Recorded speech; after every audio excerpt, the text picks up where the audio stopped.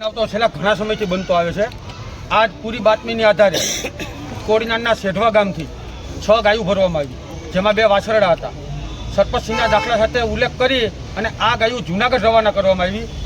જે ગાડી જ્યાં પાછળ જોઈ રહ્યા છે એ ગાડી માધુપુર ધાર ઉપર રોકી અને 2 વાછરડાને જ્યાં છોડી દેવામાં આવ્યા હતા અને ગાડીને પકડવામાં આવી।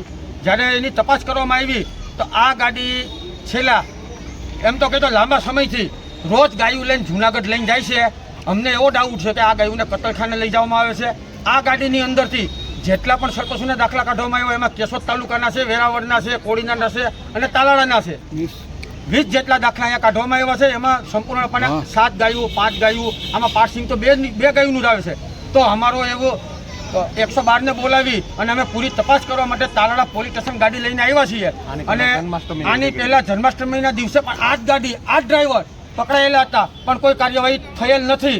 તો અમારી શિવસેના ગૌ ભક્તો જેટલા પણ ગૌ ભક્તો છે સમગ્ર તાલાળા તાલુકાના તાલાળા પોલીસ સ્ટેશન હાજર થઈ અને સાહેબ પાસે એક જ માંગણી છે, પીઆઈ સાહેબ પાસે, કે આની ઊંડાણપૂર્વક તપાસ કરવામાં આવે અને આ કેટલા સમયથી ચાલે છે ને આ ગાયો ક્યાં જાય છે એની તટસ્થ તપાસ કરીને કાયદેસરની કાર્યવાહી કરીને સજા કરવામાં આવે।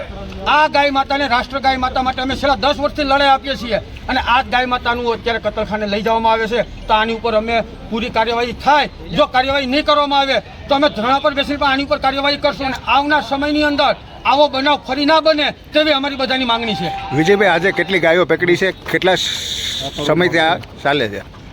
આજે શેઢવા ગામના સરપંચનું, શેઢાયા ગામના સરપંચના દાખલામાં જોવામાં આવ્યું લેટર પેડમાં, તો એમાં 6 ગાયો ભરવામાં આવેલી હતી। એમાંથી 2 ગાયો જંગલમાં છોડી દેવામાં આવી। એ તપાસ કરતાં 2 ગાયો અમે જંગલમાંથી ગોતીને પાછી ગાડીની અંદર ભરી અને પોલીસ સ્ટેશન લઈને આવ્યા છીએ। અને આ ગાડી જન્માષ્ટમીના દિવસે પણ એકવાર પકડાઈ ગયેલ છે। આ ઘણા સમય, લાંબા સમયથી આ ગાયો અહીંથી લઈને જૂનાગઢ લઈ જાય છે। અમને એવો ડાઉટ છે કે આ કતલખાને જ જાય છે અને કાયદેસર રીતે સરકારને પણ કહેવા માગું છું કે આની ઉપર તપાસ કરી અને કોઈ પણ જગ્યાએ ગાયને આવી રીતે છોડવામાં આવે અને બિનકાયદેસર રીતે લઈ જવામાં આવે તો એની કાર્યવાહી કરવામાં આવે એવી અમારી લોક માંગણી છે। ડ્રાઈવરનું નામ? ડ્રાઈવર જૂનાગઢનો છે। ડ્રાઈવર અત્યારે પોલીસ કસ્ટડીમાં છે અને રબારી સમાજમાંથી આવે છે।